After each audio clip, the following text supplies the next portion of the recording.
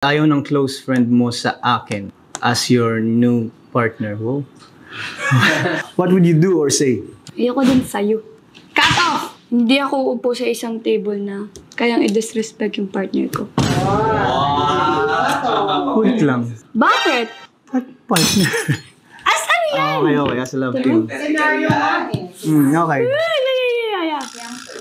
Okay, negative comment na nakuha mo sa mga content na dinibdib mo.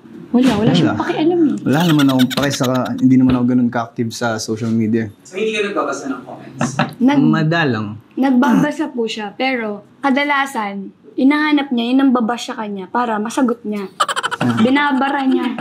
Pero in a sarcastic way naman. Di ba siya na yung sumagot? Ang tagal kasi na-explain. What is your first impression of me? Matika, sinasabi niya sa bibig. Yeah, kasi nung time na yun, feeling ngayon nakasando.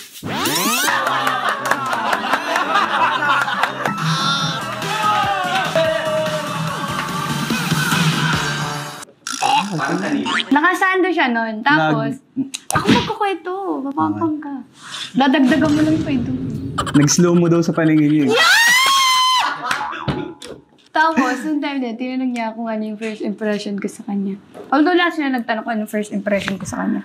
Pero una ko napansin, matikas kasi meaning, mayabang. Oh? Oh, ano yung matikas? Matikas means...